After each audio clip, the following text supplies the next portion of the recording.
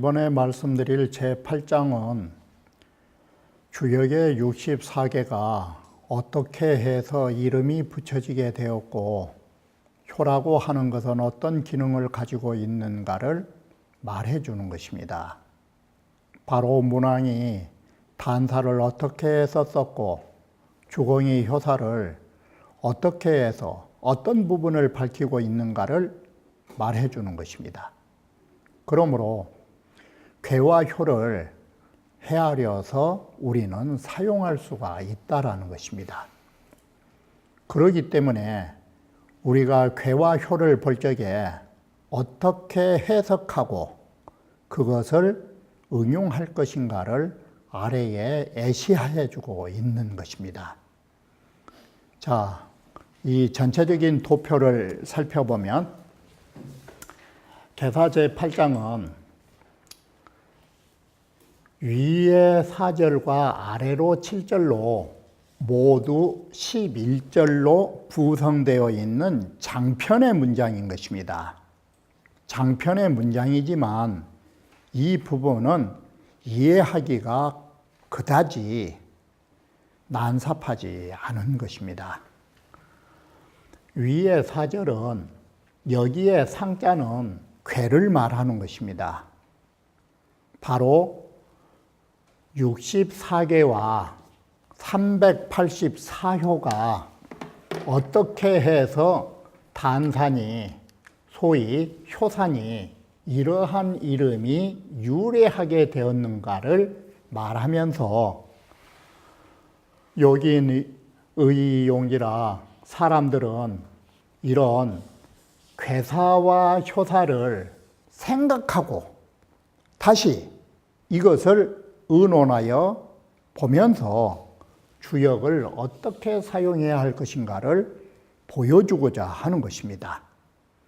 그래서 64개라고 하는 의의가 무엇인가, 효라고 하는 의의가 무엇인가를 이름 붙여 주었으니까 그걸 가지고 응용을 하라고 말한 것입니다. 그리고 실제로 아래의 7절은 바로 어떻게 주역을 이해해서 볼 것인가, 주역을 바로 헤아려서 미뤄보는 방법, 의의하는 방법, 주역을 어떻게 해석해서 볼 것인가, 그러한 용례를 실제로 보여준 거라고 말한 것입니다. 그래서 이 장은 괴효의 용처에 관한 부분을 말해주고 있다라고 하는 것입니다. 그래 제1절은 64개라고 하는 것이 뭐냐, 괴를 보면 정말로 이것이 무엇인지 명확하지 않은 것이 64개의 괴핵인 것입니다. 획 6개만 그려놓으면 거기에 무슨 뜻이 담겨져 있는지 명확하게 구분하기 어려운 것입니다. 그것을 뭐라고 썼느냐, 이게 원래는 깊을 색자인데 심오하다 뜻인데 바로 64개의 괴만 그려놓으면 정리가 되지 않아가지고 이것인지 저것인지 혼란스럽다라고 이 글자를 해석한 것이에요. 바로 이렇게 정리되지 않은 것들을 정리해 놓은 것이 상이라고 하는 이 상자에는 바로 64개의 단사를 말한 것이다. 이렇게 해서 괴사가 만들어진다. 자, 그래서 복지시가 상을 세워놨을 때 이렇게 해서 64개가 만들어지고 문왕이 바로 괴사를 붙인 것입니다. 그 다음에는 주공과 같으신 분이 64개라고 하는 것은 전체성이니까 이 전체 속에서 부분적인 변동처를 보게 되는 거예요. 그래가지고 만들어 놓은 것이 효라고 하는 것이다. 이렇게 해서 문왕이 64개의 단사를 쓰고 주공이 효사를 써놨다. 그러면 제3절은 천하에 이렇게 지극히 혼란스러운 것들을 정리해서 괴사와 효사로 써놔서 괴사와 효사 속에는 문왕과 주공이 괴사와 효사를 정리를 하셔가지고 괴사와 효사 속에는 지극한 이치를 모두 갖추고 있으니까 지극한 이치가 갖춰져 있다라는 것은 뭘 말해주느냐? 가히 사용할 수 있는 가능성을 말해주고 있다라고 하는 것이에요. 그래서 쓸 수 있으니까 제4절은 바로 이러한 것을 헤아린 이후에 말을 해서 모든 그 변화를 성취해서 주역을 써라 이 소리예요. 그래서 의의에 착력해가지고 모두 그것을 주역의 이치를 융에 관통하라라고 말한 것이에요. 이게. 그러면서 제5절부터는 실제로 주역을 어떻게 헤아려서 볼 것인가, 그리고 이것을 가늠해서 어떻게 말할 수 있을 것인가, 여기에 관하여 구체적으로 7효를 말하고 있다라고 하는 것입니다. 그래서 제5절부터는 바로 중부계에서 감통은 성심에 근본하고 있는 걸 말한다 등등으로 이 7절이 구성되어 있다라고 말한 것입니다. 제6절에는 동인궤를 가지고 동인궤의 효를 가지고 이 글을 말하게 된 것입니다. 동인궤에서 먼저 서로 헤어졌을 때는 먼저는 울부짖다가 뒤에는 만나서 반가워서 웃음을 짓는 거라고. 바로 이와 같이 마음을 함께 하면 그 마음을 같이 한 사람들의 말은 향기가 난초처럼 아름답다라는 이와 같이 동인궤에서는 바로 사람이라 하는 것은 그 마음을 함께 한 것이 고귀함을 말해준다라고 이렇게 이 내용을 파악해라라고 하는 것입니다. 제7절도 마찬가지입니다. 매사에 조심하고 또 조심하는 도를 이렇게 해서 주역에서 보는 것이라고. 그리고 제8절은 우리가 큰 공을 세우더라도 공을 세우고 처신할 때에 어떤 것이 훌륭한 처신이냐? 공을 가지고서도 겸손하는 군자, 이래야 끝을 둘 수 있는 것이기 때문에 이게 공로가 있는 사람이 처신할 때의 훌륭한 점이 바로 겸손임을 말해주고 있다라고 하는 것입니다. 제9절의 항용유에는 이것은 뭘 경계하고 있느냐?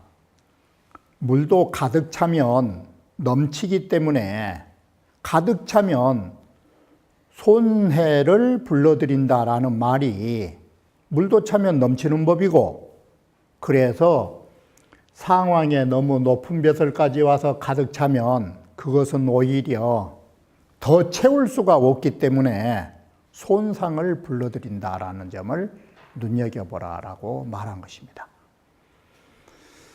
제10절이라고 하는 것은 불출호정이면 무구라고 할 때는 모든 일은 또 조심하고 또 조심해야 한다라는 뜻으로 그 책을 가늠하고 생각하여 보면서 우리가 주역을 이렇게 응용해야 한다라는 것입니다. 그리고 11절은 어떻게 해서 도둑이 끓게 되는가? 치도라는 말은 도적을 불러들인다라는 말은 우리말 시체말로 하면 도적이 끈 거예요. 이게 바로 이렇게 해서 도적을 불러들이게 되는 실상은 뭐냐? 그것은 도둑이 찾아오는 게 아니라 내가 자격이 미달하기 때문에 내가 도둑을 불러들이는 거라고, 그러한 점을 말하고 있다고 합니다. 그래서 총체로 우리 모든 공부하는 사람들이 주역을 보면서 괴를 보고 효를 보면서 생각하고 다시 의논하면서 어떻게 주역을 바로 해석해서 우리가 응용할 것인가를 바로 그렇게 하기를 원하는 마음에서 이 글을 쓰고 있는 것이다. 그러면 우리가 주역의 효와 주역의 글을 보면서 헤아려 보고 다시 상의하는 것은 뭘 가지고 하는 것이냐? 정의.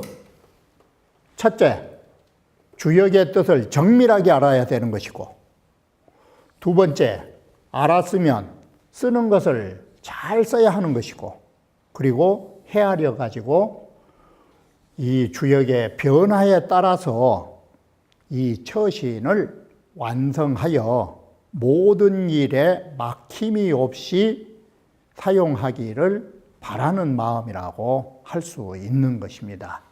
바로 이러한 부분으로 11절이 구성되어 있다라고 말하는 것입니다. 제8장의 제1절은 복희가 상을 세우고 문항이 거기에 대하여 글을 쓰게 되는 부분인 것입니다.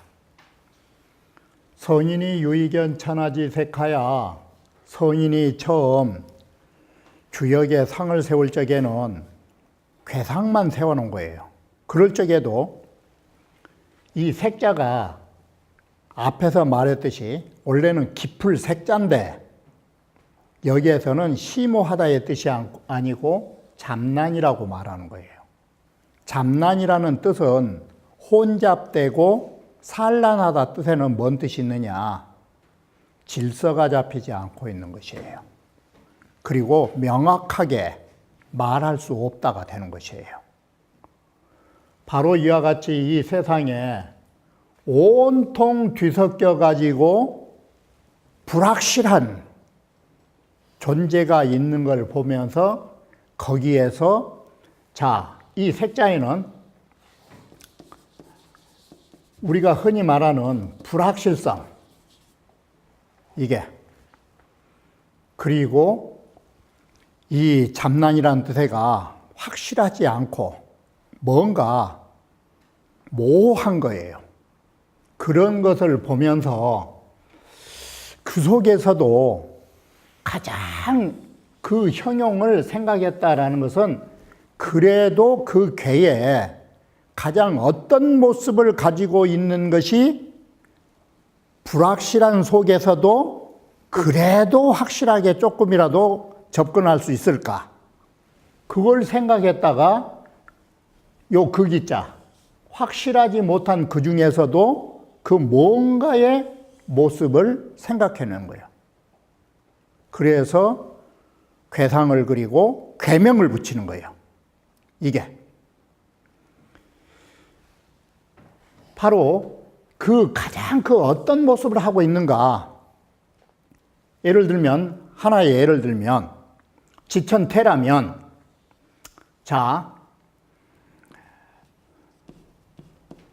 이런 점이 6개만 있으면 뭔가 불확실한 거예요. 근데 여기에서 그 비스무레 하는 것을 찾아가지고 상기물이라. 그 물체 가운데서 가장 적절한 것을 형상화했다. 그러면 이 상자는 뭔 뜻이 돼? 색자의 반대니까 확실하지 못한 것 가운데에 그래도 그걸로 표현해 줬다라는 거예요. 가장 적절하게. 바로 그게 뭐냐? 그게 상이자 이게 괴라고 말하는 것이다. 괴자를 상자로 쓰고 있으니까. 이렇게 해서 64괴상이 만들어지고 64괴라고 하는 괴명이 붙여지고 거기에 괴사가 쓰이게 된 것이다. 이렇게 해서 이 세상 수많은 뒤섞여져 있는 것을 64괴라고 하는 가장 거기에 비스무리하는 걸로 거기에 가장 적절한 그걸 형상화한 것이 괴다.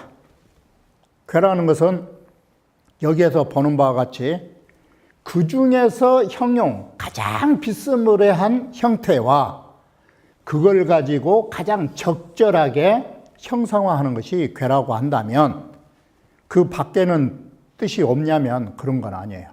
그 여타의 밖에도 다른 뜻이 있을 수 있어요. 그러나 그것이 가장 적절한 형용이다라고 말한 것이에요. 64개는. 이와 같이 상괴지상은 괴가 가지고 있는 형상을 형상으로 써놓은 것은 바로 이렇게 보면 사실은 뒤에는 괴가 가지고 있는 형상이고 앞에의 형상은 어떠한 형상이 되느냐. 이건 사실은 이름명자 뜻이 되는 거예요. 이게.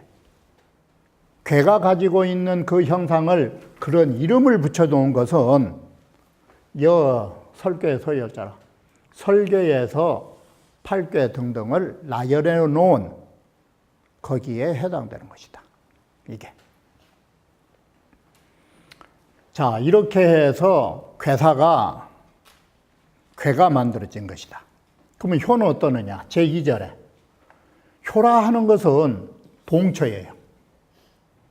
동할 동자는 변하다 뜻이 있어요. 주공이, 성인이, 바로 주공이라는 성인이 유의견 천하지동하야 천하의 모든 이 변동처를 봤다 이 소리예요. 같은 사건 속에서도 앞에서도 말씀드렸듯이 소위 건꾀를 말하면 한 마리의 용을 가지고도 그 용은 어떻게 했었어요? 아랫자리에 있을 때는 잠겨 있다가 한 단계 올라가면 혈용 제전이 되고 5번째 올라가면 비룡 제천이 되고 더 올라가 버리면 항용 유해가 되고 그게 동하고 변한 거예요. 이 세상의 모든 일들은 그 사건 속에서 시작과 끝을 가지면서 변한다라는 거예요. 그런 변동처를 보면서 그 중에서 딱 회통처를 봤다. 이것은 마치 뭐가 같으냐? 우리가 그림을 그리면 정말 거기에서 가장 핵심이 되는 것을 찾아서 그림을 그려야 제대로 된 그림이 되는데 사진만 찍어도 어때요? 이게 전문가의 사진사하고 비전문가의 사진사의 사진이 뭐가 다르느냐? 전문가들은 회통처를 보는 거야. 모든 것을 포괄할 수 있는 그 꼭지점을 찾아내는 거예요. 핵심을. 그게 작가예요. 그런데 우리는 무턱대고 그냥 같은 사람 놓고도 찍어 놓으니까 작품이 안 되는 거예요. 바로 그런 거예요. 모든 것을 포괄할 수 있는 것이 회통처예요. 쉽게 말하면. 모든 것이 거기에 종합되어 있고 거기만 건들면 모든 것이 통할 수 있는 자리. 그 핵심이 되는 곳을 살펴봐가지고 이 행기 전례하며 거기에서 전례를 행할 수 있으며 법이 되는 것을 거기에 행할 수 있으며 개사원하야 거기에다가 개사원이란 말은 문장을 붙였다. 이게 회통의 이치를 개사란 말은 문장으로 옮기게 되었다라는 것이에요. 그럼 문장에는 뭐가 들었느냐? 내용이 기륭을 단정 지어주는 것이다. 이게 우리는 이 변화 속에서 가장 핵심 있는 부분을 가지고 글을 써서 글 쓴 내용은 뭐냐? 기륭을 결단해 준 것이다. 바로 이것이 효다. 이게. 자, 회통이란 말 우리 잘 쓰고 있는데 회통처는 가장 핵심이 되는 부분으로 그 부분만 건들면 모든 게 풀린 자리가 회통처예요. 이게. 회는 뭐냐? 여, 위, 리지, 소치, 불가, 유처요. 이치가 다 거기에 모여 있어. 이치가 종합적으로 모여 있는 자리다 이 소리요. 그래서 불가유란 말은 그 이치가 다 모여 있는 자리여서 이 말을 달리 말하면 총괄처예요. 모든 걸 총괄하고 있기 때문에 하나도 빠뜨림이 없는 자리다. 그게 회자다. 통은 뭐냐? 통이라는 것은 막힘이 없는 게 통하는 거예요. 막힌 것이 없는 게. 그래서 이치가 가히 행할 수 있어가지고 무소에 장애가 없는 자리가 통자다. 그래서 이 두 가지를 합해 놓으면 모든 것이 다 얽혀 있는 총괄 부분으로 거기만 손대버리면 모든 것은 다 해결된다라는 거예요. 이 회통을 잘 말해 놓은 부분이 어디냐? 바로 장자 양생주의 포정해우법이야. 포정이라고 하는 백정이, 해우라는 말은 소를 해체한다라는 말은 소를 잡을 적에 그 큰 소를 잡다 보니까 소를 해체하기가 힘드는데, 회적기적이요. 모회라고 하는 것은 뭐냐면 모든 그 힘줄들이 모일 족자예요. 모여 있는 자리. 이렇게 힘줄들이 다 모여 있는데 그 많이 모여 있는 힘줄 속에서도 빈틈이 있다 이거예요. 이게. 그게 통은 즉 기허야라. 바로 모든 힘줄이 모여 있는 곳에서도 칼을 넣을 수 있는 빈틈의 공간이 있다 이거예요. 그래서 그 공간을 넣어가지고 모두 모여 있는 힘줄을 살짝 건드려 버리면 마치 흙덩이 부서지듯이 소가 해체된다라고 본 거예요. 이게 회통처예요. 바로 주역의 단사는 한마디로 회통처다 이 소리예요. 모든 진리를 가장 핵심적으로 종합해서 한마디로 풀어준 자리다라고 말하는 것이에요. 우리는 그러니 이런 책을 안 볼 수 있느냐라고 하는 거예요. 이러한 것은. 제8장 제3절은 위에서 보는 바와 같이 이와 같이 괴효에는 지극한 이치를 갖추고 있다라는 것이에요. 괴나 효라고 하는 것들이 이와 같이 핵심을 갖추고 있기 때문에 바로 이 지극한 이치를 갖추고 있기 때문에 우리는 그 괴효를 가히 사용할 수 있는 것을 볼 수 있다 이 소리예요. 이게. 그래서 자, 언천하지 지세고대 이 세상에 지극히 뒤섞여져 있는 확실하지 않은 것들을 괴로 말해줬지만 단사를 잘 정리를 해 놓으시니까 오늘날 우리가 64개의 괴사를 볼 적에 어떻느냐? 이게 불가오야며 실증이 나지 않는다. 그 복잡한 이치를 말해도 바로 실증이 나지 않은 것은 뭐예요? 싫지 않으니까 우리는 주역을 볼 수 있고 주역을 사용할 수 있을 거 아니에요. 이게. 괴라는 것이 이 복잡한 진리를 말씀해 놓으셨는데도 우리가 실증이 나지 않는다. 바로 이것이 괴를 잘 정리해 놓으셨기 때문에 가능한 것이다. 언천하지 지동어대 이건 효사 아니요. 이 세상에 지극히 변화하는 것들을 말씀하셨는데 거기에 조금도 어지럽지 않다. 산란하지 않고 384효가 모두 질서정연하게 정리되어 있다. 바로 이렇게 우리가 싫지 않은 걸, 정신사납지 않는 걸 우리가 이걸 사용할 수 있지 않느냐 이 말이 되는 거예요. 그래서 오는 실증이다 이 소리예요. 아무리 좋은 책도 보면은 기분 나쁘면 어떨 것이요. 이게 공부도 되지 않을 뿐만 아니라 사용할 수도 없을 거 아니야.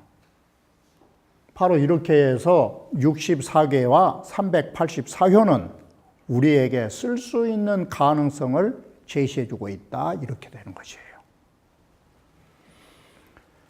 제4절은 그러므로 우리는 이 괴사와 효사를 가지고 생각하고 다시 서로가 우리가 말을 하면서 의론을 하면서 여기에 힘을 두어서 모두 다 융해를 해야 된다.